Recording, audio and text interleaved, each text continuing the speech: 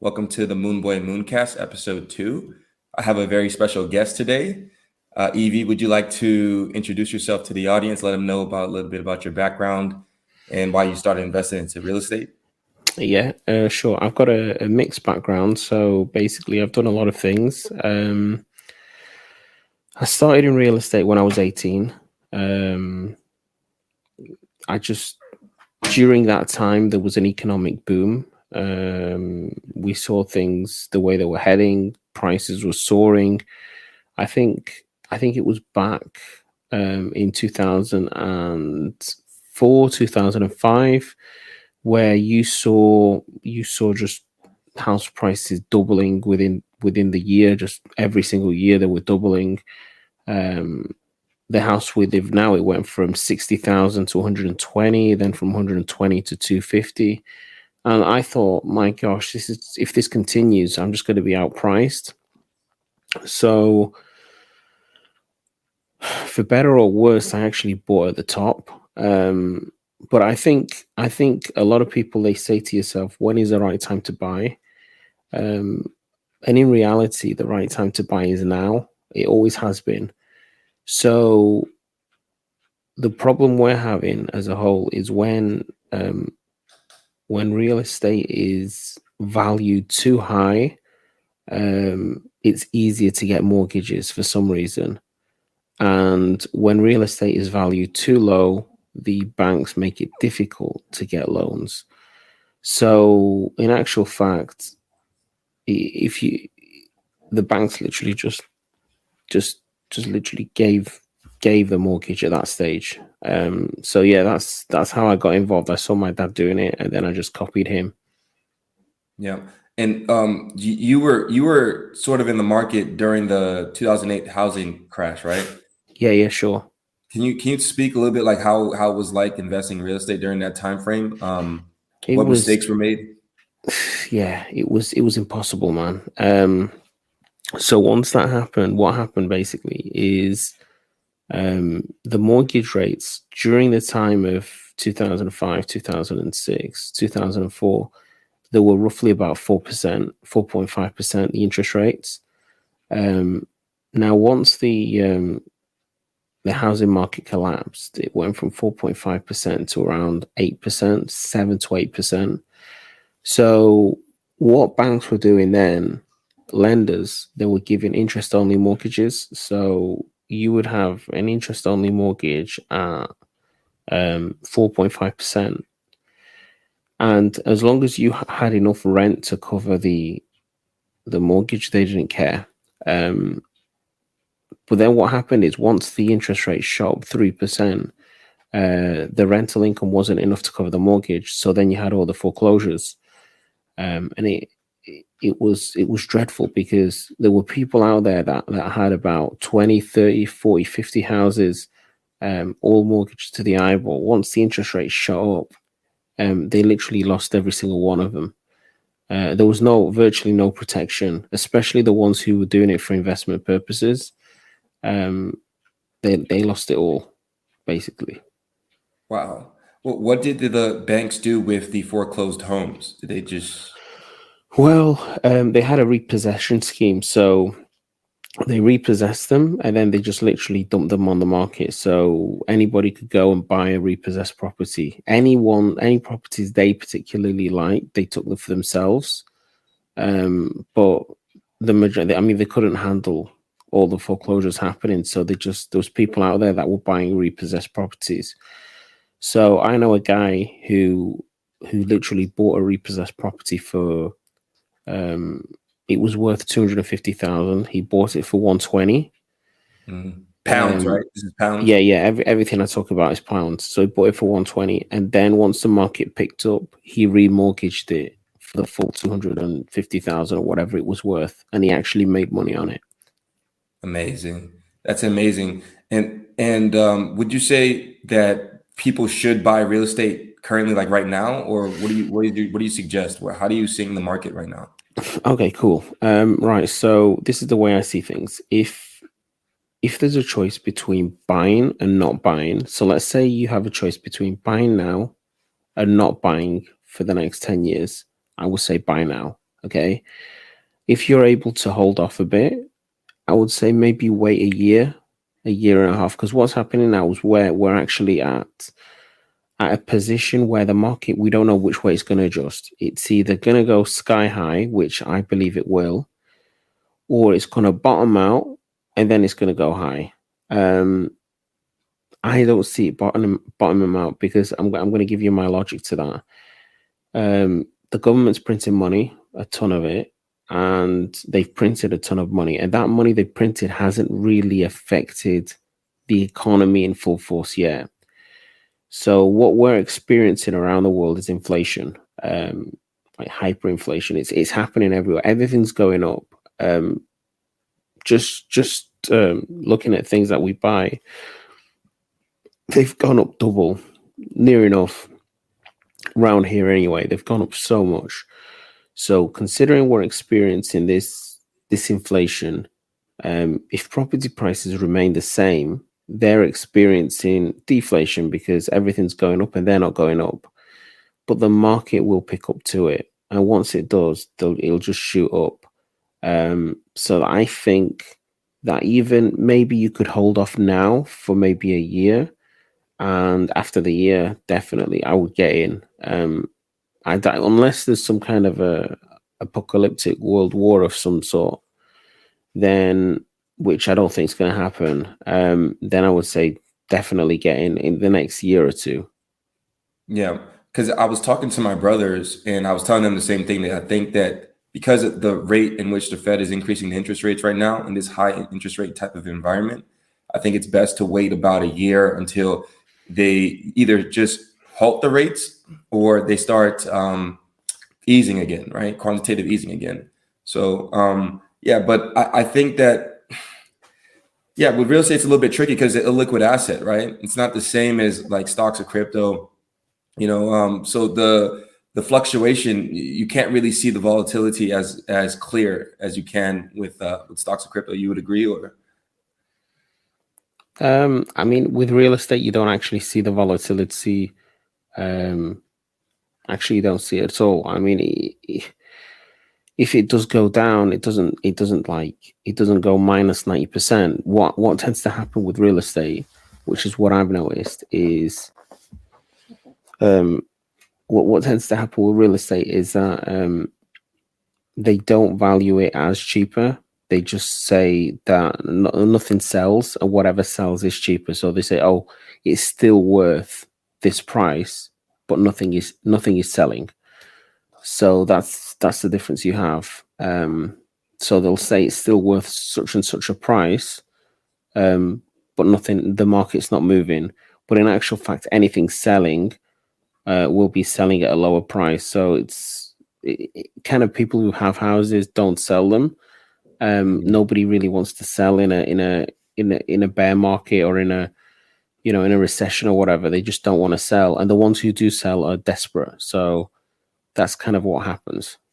I wanted to ask you about international real estate, and what do you think is the best countries to invest in versus England versus Spain versus Bulgaria versus Germany? What are the different nuances between investing in these sorts of areas? Okay, cool. So basically, you have countries which are more established, let's say. So the more advanced the country is, the more stable the market is. So these it's possible to make more money in places like Spain and Bulgaria when the market's pumping, because what happens is when people in England or people in Germany make a lot of money due to property prices going up, they would sell or refinance, and then they would all go to, a lot of them would go to buy property in these other countries. And that's what determines their property valuations. So it's not really from the local market, because when a country isn't developed, its local market can't really sustain those prices. So they are dictated by foreigners. So that's really what happens. So you're asking me which is the what was the question again? which is Yeah. What's the best locations basically to start diving into real estate well, and buy if you're like an American citizen or something like that trying to buy foreign real estate? foreign. So you would basically buy in an advanced country. So you're buying the UK, in Germany, in the Hmm. Netherlands, in Sweden, in Switzerland, if you can. Yeah. So if you don't have the money and you want to buy in a cheaper country, that's fine. But the Hmm. problem is, don't expect the market to be as stable there. And you're more prone to being scammed because those countries they're dependent upon foreigners. So there's one price for the locals and there's another price for the foreigners, and that's the truth. And do you suggest, what do you think is better? Do you think if you have the liquid cash, it's better to dump the liquid cash, or it's better to try to get a line of credit from the bank? I would say always get a line of credit from a bank if you can. Can So you say if you why? have like 200,000 in cash and you're able to get a mortgage, definitely get a mortgage. Yeah. And the Definitely. reason you would say is because why?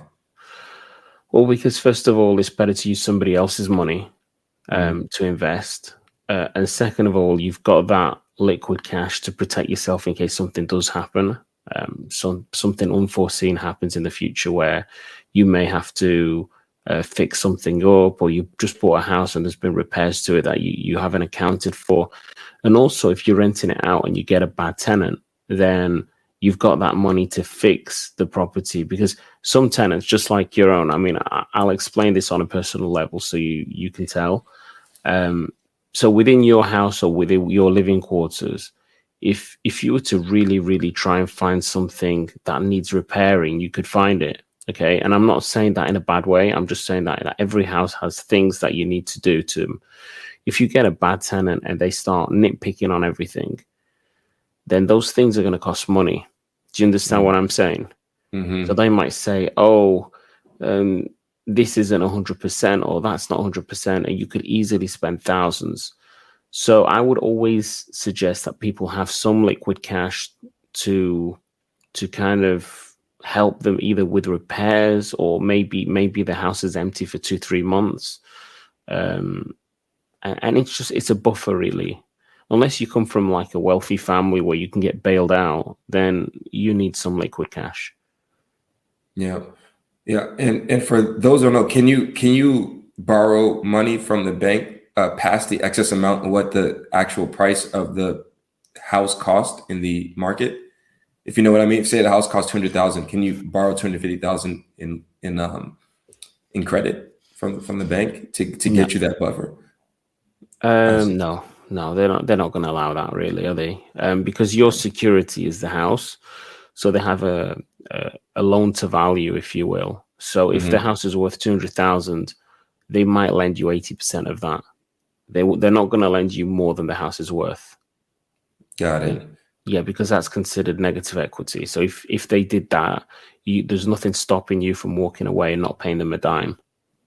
Yeah, that makes sense. Can you explain negative equity for the audience that doesn't know what that is? Okay, so let's assume you buy a house for 200,000 and you put Mhm. an 80% deposit, and all of a sudden the house tanks for whatever reason. Let's say the market's unstable or whatever, and the house is now worth basically less than what you've borrowed. So let's say you've borrowed 80% of that and it's tanked 70%.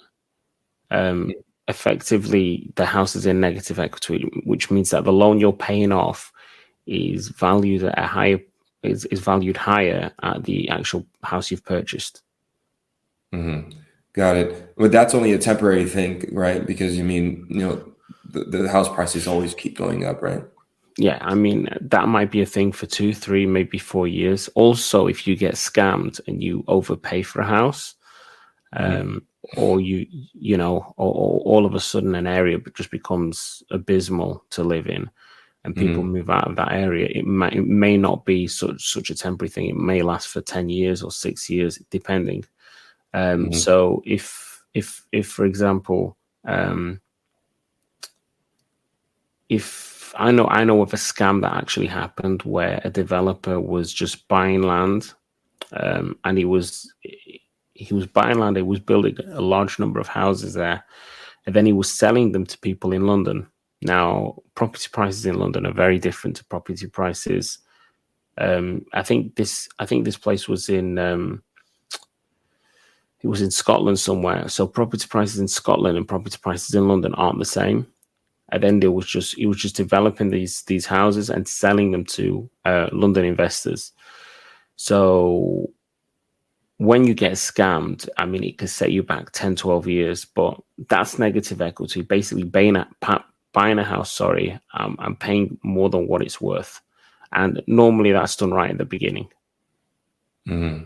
So when the market's pumping, people expect it to keep going up. So people start overselling and they start, I don't know how to explain this, they start being too optimistic on where the market's going to be in a year's time. And then when things come crashing down, you've already bought it. No, it makes absolute sense. And would you explain to the audience the difference between like a fixed versus a variable mortgage, and what are the different strategies to use? Okay, a fixed rate mortgage is something where you fix it in. So if in the UK we have the Bank of England base rate, which is interest rate defined by the Bank of England. So if that goes up or down, makes no difference to what you're paying because you fixed it. Okay, so like in September, it was possible to fix your mortgages at 2.5 or 2%. Okay, so the Bank of England base rate is currently, I think, at 4%, which means that any mortgage deal you get now is at 5.5% minimum, 5.5 to 6%. So if somebody has a variable rate, it tracks the Bank of England base rate. If somebody has a fixed rate, it doesn't. So in other words, the Bank of England base rate may go down. So if somebody could possibly fix it now at 5%, right, or 5.2% or whatever it is, and then when the interest rate goes down, the Bank of England base rate goes down, he still will be unaffected. So you're not affected by any interest rate changes. So it's kind of a more secure way of saying, right, well, this is what I'm going to pay, and this isn't going to go up or down. Do you prefer the more fixed rate mortgage as opposed to the variable rate mortgage? It's a tough one, that, because the thing is, it depends on where you are in the market. So now I would say, I don't know, probably don't go fixed, because it's a gamble, you know. Yeah. A year ago, I would say definitely go fixed. 2 years ago, definitely go fixed. In fact, I would have gone fixed for the past 7-8 years, easy. But this year is a bit different. So I wouldn't actually run in to fix it now. You could do, but the thing is, I believe that interest rates may go down back in 2025, 2024. So yeah, I think so. So I'm not sure. Fixing it is a long-term thing. Yeah, makes sense. And what would be the process? Can you just walk the process through a little bit of how, for instance, someone like me, an American, would be able to buy or purchase property in England? What would I do? Well, I mean, you could possibly set up a company and do it through there. There's nothing stopping you doing that. So you could just register a company, go to an accountant, and then use the company to purchase a property. You could do that. As an individual, without being a resident here, I think it'd be a little bit tricky without having a company, to be honest with you. I haven't looked into it too much, but the inclination I get is that you need to have some kind of an entity here. Now, as a person who lives here, let's say as any local person who lives here, it's fairly easy. They look at how much you earn and stuff. So that's basic. As a foreigner, I would say use a company. Yeah, Would you be I able don't to? go Would on. you able to get a small business loan? Like, how would that work exactly? Like, would you be able to get the loan for the mortgage? Yeah, you should be able to get a mortgage. I think Okay. what they look at is, to be honest with you, I don't quite know how it's going to work. You should be able to get a mortgage, but they'll probably look at your ingoings and outgoings. So you couldn't be like a dormant company, if you will. Hmm. No, I think it's a little bit more tricky than that. Because I've never done it through a company, so I wouldn't know. Yeah. No. Yeah. It makes sense. And you said that the real estate section, the industry is really, really good in England, right? Yeah, pretty good. Yeah, Depending on where you go, right? yeah, definitely. Yeah. So you would say that stay away from the major cities like London and stuff like that, and more in the outskirts like Liverpool, or where are the good areas to buy property? Well, basically, I mean, if you look at places like London or certain places in like Birmingham, they're overvalued. So when the market does crash, they're affected the most. So they have a higher degree of a higher impact, as you will. Hmm. And a lot of London is actually pumped by the Russians and by Russian money. So the locals have been out marketed anyway, so they can't buy anything even in their own hometown. It's quite sad, really. Hmm. Um, I would basically look somewhere close to a university, somewhere close to some industry, where people live there and they're able to survive, rather than rather than looking at major cities and hotspots. So if you look at an area where people have a good economy, so look at the earnings of what people earn and how much a house is there. Hull is another great location around that, the east of England. So that's quite good as well because people earn quite a lot considering how much the house is worth. So they'll be able to afford higher rents as well. So even though you'll purchase the house for a lower price, the rents will be higher Yeah. because people can afford that. So, and some people don't want to buy; they just don't. Yeah. And what would you say the average yield is in those type of areas that's like near universities and stuff like that, and the other areas that you mentioned, like 6%, 7%, 8%? It depends. It depends. I mean, if anybody, if any, I mean, my advice to anybody out there, if anybody sells you a property and they say this is a brilliant investment opportunity, just walk away. Just, just walk away. I mean, if anybody sells anything as an investment to you, just walk away. Just don't believe them. Um, so normally, if you're looking at anything above 6.5%, like on the rent, is good because the way it actually works is you're being attacked from both ends, like in terms of how you're winning. So you're attacking it from both ends. Um, Hmm. so first of all, you're attacking the mortgage. So you even though you're getting say 6.5%, the money that you put down isn't all yours. Yeah. So you Hmm. purchased a house of say 100,000 and you've only put 20,000 down. So Hmm. you're getting 6.5%, right, on the Hmm. 100,000. Hmm. Okay. But you've only put 20% down. Hmm. So So when we talk about yields, I mean, you're talking about yield on the whole property valuation, are you? Rather than the deposit you put down. Yes. Right. So effectively, say you put down a 20% deposit. I think it's even less now, actually. You can even put down 10%, 10 and 5%, I've heard. But the less you put down, the higher the interest rate goes, by the way. Hmm. So let's say you put a 20% deposit down and you're getting 6.5% on the 100,000 investment. Um, Hmm. I mean, that's what you're going to be looking at, really, 6.5%. You should be happy with that.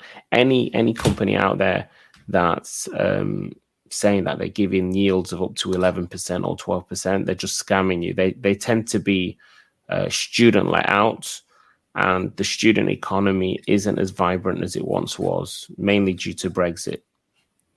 Hmm. Yeah. And so basically you have to rely more on the local economy to get your yield. I would always rely on the local economy, because the local economy isn't going anywhere. If you rely on tourism or you rely on students, they can go tomorrow. There's plenty of places that have been built up for tourists, and they're now ghost towns. There's plenty of student accommodations that become empty once something changes demographically in the world. So the local economy is the more stable economy. If you bet on the local economy, you can't really go wrong. Yeah. No, yeah, it makes absolute sense. And didn't you say that there was these like booking agencies that they take a percentage and they guarantee your yield to a certain extent? Yeah, of Yeah. course. Can you walk me through like how does that actually work? Okay, so basically they have like they're just estate agents, really. They're just letting agencies. They sell properties and they rent them out. So rather than, if the rent's worth say £600 a month or 700, they won't give you the full amount. They might give you 550, but what they give you is guaranteed. Yeah. Which means that every single month, whether it's full, whether it's empty, whether you've got nobody in or whatever, you're still going to get that money. Got And it. that's how they work. So they say, yeah, because the occupancy level's so high, they can't really lose. So if you look at a lot of places in the UK, it's like 95 to 100% occupancy level. If you look at that kind of occupancy, that they're not going to lose really. So if they're making 150, and plus they charge their the agency fee on top. So if they're making say 150 or 180 pounds per month, times that by 12, that's how they look at it. Yeah. No, yeah, it makes sense. It makes sense. And is this a common thing? And can you trust it? What's the level of trust that you can give to this? Oh, it's fully trusted. If you go with the big companies, they're not going to scam you. I mean, they'll pay you. The only thing you have to look out for is their fees. So any external fees that they might take, they might hide them in there. So they'll say, oh, we did the boiler repair or we did this. But some agents are more trustworthy than others. If you visit the agent, you get a feel of how trustworthy they are or if they're going to scam you. So I always advise you to just call them up, try and get a feel for who they are, before you decide to go with an agent. Because there's some really, really bad ones. And if you get a bad agent, they'll just be invoicing you left, right, and center. And there's some really good ones. So, but there's actually, unfortunately, there's more bad than good. Yeah. No, yeah, it makes absolute sense. Yeah, due diligence is super important, especially when you're trying to dump large amounts of liquidity into something, for a very long period of time. So, yeah, that's why I'm happy to have you in my corner. Otherwise, I'd be a little bit lost. But yeah, I wanted to ask you too, like, what would you say is the pros and cons of buying real estate? And also, could you talk a little bit more too about the property tax and how that works? But first, talk about like the pros and cons of buying real estate in England. Yeah. Right. I mean, the benefits is that you actually own something that historically tracks up in value, and you use the tenant. So use the person giving you the rent, like paying you the rent, to pay your loan off. So it's more like a long-term pension thing. It's never short-term. So some people want short-term gains. This isn't it. Trust me. This buying property and investing property isn't for the short term. So you'd buy it, and after 20, 30 years, you'll pay it off, and then you'll effectively have a pension. And that's the idea. And if you look at the way pensions are going now, you and me will be lucky not to have a pension, probably. They're just, they're basically all privatized. So that's kind of the pros of securing a future for yourself. I mean, the cons is that you have to put up with it for a long period of time to do that. So it's not like you're earning money. As soon as you buy it, you'll be just paying the mortgage off, and it'll take you 10, 20 years to pay that off. Once it's paid off, then you can talk. There's different strategies in place. There's people who never pay their mortgage off and they just consume the money they make from the rent. But that's a high risk strategy, because if the interest rates go up, then you risk foreclosure, you risk getting repossessed. So my advice to people is to look at paying their loans off, their mortgages off, and reducing the interest rate. So rather than play high risk, I always say to people, play a low risk. Now, in terms of property tax, in the UK, it's fixed. So the way it works is you have stamp duty when you buy it. And once you're paying off the loan amount, that's actually classed as taxable as income tax. So the threshold here is 12,500, where you don't have to pay any. And anything over that amount in combination with your job, you'll be taxed as your earnings, which, okay, seems a little unfair considering you're not actually using the money. But the way the state sees it is that that money is actually paying off something that you've got, an asset that you have, which is worth so-and-so, and you're using money that you could have paid to us. So they consider that as taxable income. So that's how it works in the UK. I'm not sure how it works in other countries, to be honest. Yeah. No, it makes absolute sense. And would you say that refinancing, can you explain a little bit about refinancing and just talk about sort of the different elements of that and what exactly is refinancing for the audience? Sure. So let's assume you buy a house for 100,000 and it goes up to 200,000. So you've now bought that house for 100,000. Let's say you've used 20% deposit. So you've basically borrowed 80,000 to buy that £100,000 house. Yeah. So now that £100,000 house is worth 200,000 because everything's gone up. You've managed to pay off some of the loan amount, so you now owe 50,000. So you've got 150,000 in equity in the property. You can now borrow 80% or whatever percent loan to value on that property, which means that you can draw money out of that property to buy other properties. Wow. Yeah. That's how the real estate gurus, that's how they usually do it, right? Yeah, normally that.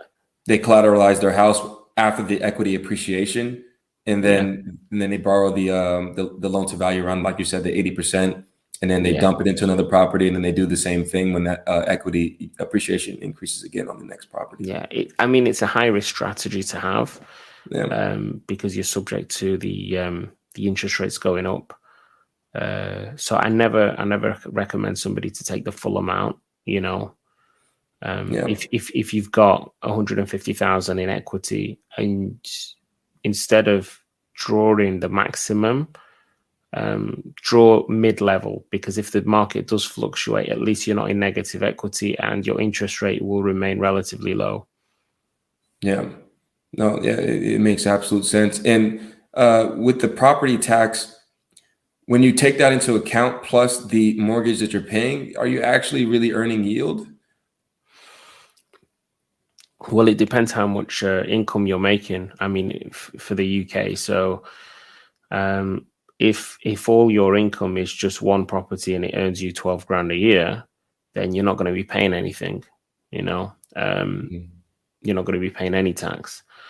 If for instance, you're a high earner and you've got 2 or 3 or 4 of these properties, then obviously you are going to be, because it's going to go over the income tax threshold.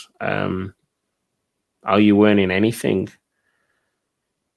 I mean, you could say the same thing about somebody who drives to work and ends up paying 100% tax on his petrol. It's the state seems to want more and more nowadays. So, I mean, I don't know. I think I don't know if I can answer that. I mean, it's a difficult question to answer because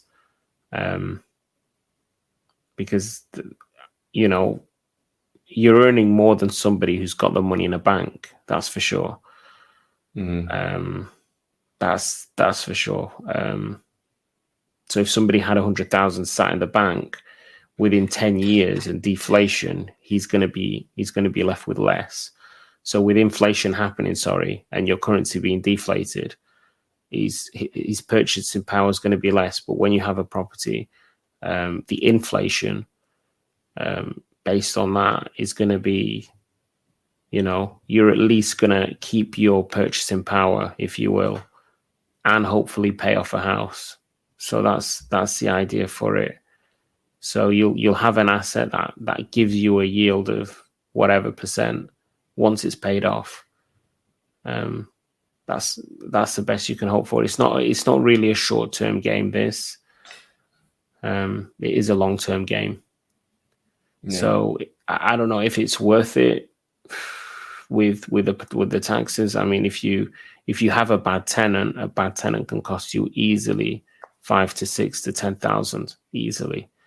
Mm-hmm. And if that happens, then your investment is kind of not as fruitful, let's say. So I couldn't really answer that. I'm not really a financial advisor, and if something's worth it or not, you do it because you believe in paying it off and having a passive income.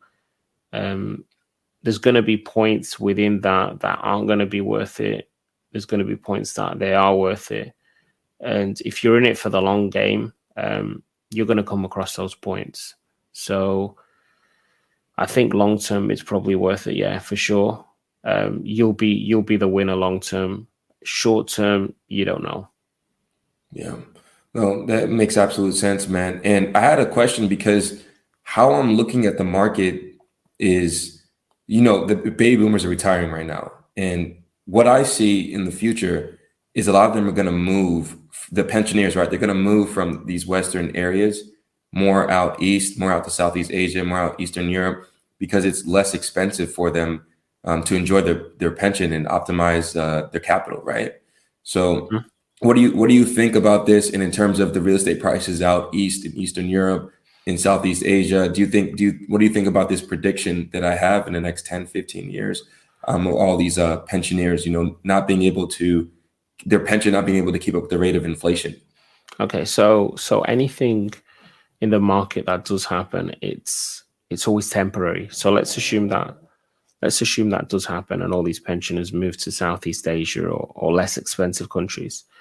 Mm-hmm. Within 5 to 6 years, those less expensive countries will be equally as expensive, if not more expensive, than where they left.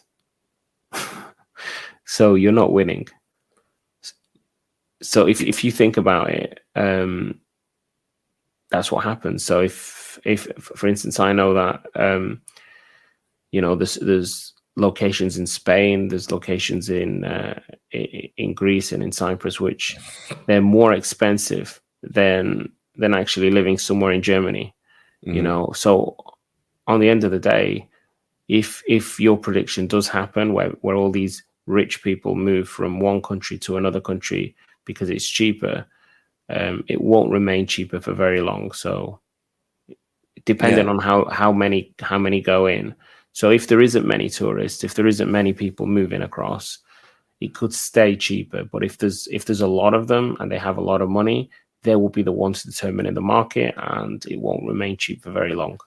Yeah, that's what I'm assuming. So that's why I'm thinking, don't you think it would be wise to maybe get property out Southeast Asia, Eastern Europe, as we see, more and more people migrating? Also, the digital nomad culture too, as well, is becoming a huge thing. People working remotely, working in these cheaper areas like Bali, like, Eastern Europe, South America. Don't you think it would be lucrative to buy property then in these areas, even though there maybe be a little bit of more economic instability, in the next 3, 4, 5 years? Yeah, I mean, I don't know what to say to you.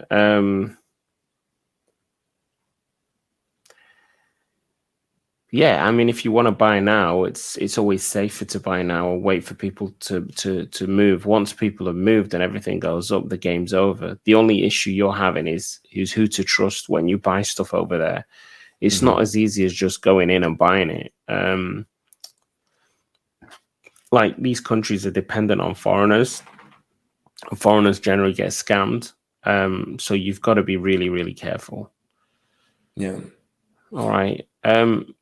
Listen, can we do this? Can we do this again tomorrow? Yeah, we can do it again on another pod, so we can continue on with more questions and stuff like that. Yeah, I know Sure. you gotta get going and stuff like that. So, but this has been really, really good and informative. Yeah, definitely. I mean, we should definitely start doing more of these. I don't know if what I said is helpful or not. I have no idea. And I'm not really an optimistic person to say I'm not going to sell somebody down some river. That's not the way I work. So I just say it how it is. It might not sound the best. Hmm. It might not be super motivated, and you should do this now. Hmm. But then again, I feel if you listen to those people, you're the first one to pay the price. So for me, it's just saying it how it is, and hopefully people can make their decision from there. Yeah, no, it's honest, man. Like that's what we need is honesty, transparency, and integrity. So that's one thing that you have, and yeah, that's why I decided to bring you on, man. So, guys, this concludes the second episode of the Moonboy Mooncast. I hope you guys enjoyed it, and peace.